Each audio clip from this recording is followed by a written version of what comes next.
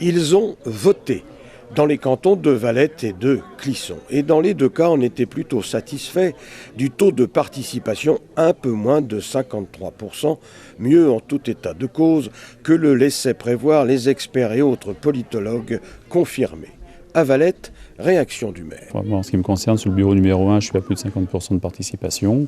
On vient de terminer, en l'occurrence, le résultat, donc le dépouillement. Tout se passe plutôt bien. Je n'ai pas d'écho à côté de problèmes particuliers. Voilà.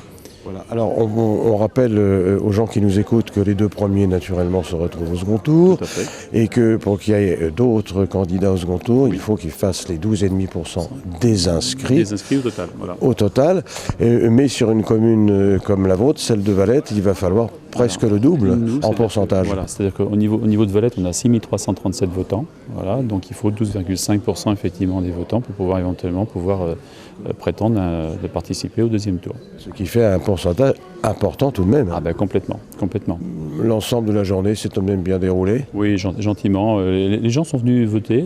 J'ai trouvé qu'il y avait beaucoup de jeunes. C'était fort sympathique, parce qu'on a eu pas mal de jeunes, par exemple, qui avaient reçu dernièrement leur carte d'électeur, qui se sont déplacés pour la première fois. Bon, comme quoi, je dirais tout ce qu'on avait comme sondage qui ont été annoncés ont été un petit peu déjoués sur notre vignoble. Les gens aiment bien voter, aiment bien s'intéresser à leur territoire, donc c'est passionnant, c'est très bien. C'est ce qu'il faut, la démocratie est là.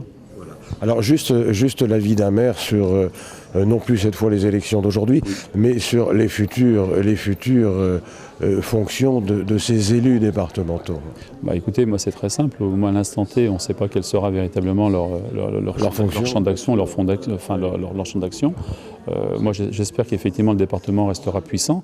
Bon, effectivement, il y a peut-être des notions entre guillemets d'économie à jouer, de travailler par rapport à certaines entre guillemets institutions, peut-être des rapprochements sur certains sujets, entre autres avec le conseil régional.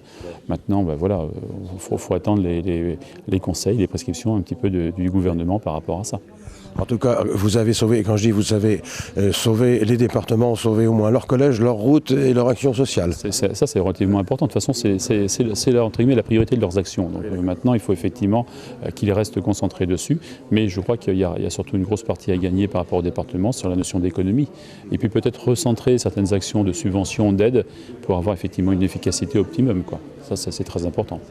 Même chose à Clisson. Bien, monsieur le maire, alors il semblerait qu'à Clisson, dans votre commune, comme d'ailleurs dans le canton, on ait mieux voté que la dernière fois dans une semblable élection départementale. Oui, alors a priori, on n'a pas les résultats définitifs là, à l'heure où je vous parle, mais la participation a augmenté de quelques pourcents. On doit quasiment être à 50% sur la commune de Clisson. Alors je suppose que c'est un sujet de satisfaction pour le maire d'une commune, de voir que les gens font leur devoir civique, comme on dit. Alors c'est une satisfaction par rapport peut-être à d'autres communes ou à d'autres départements de France.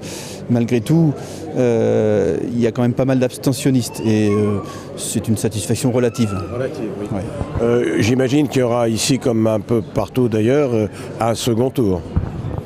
Oui, alors effectivement, là, il n'y aura pas de candidat à 50% élu sur le premier tour. Sur le premier tour.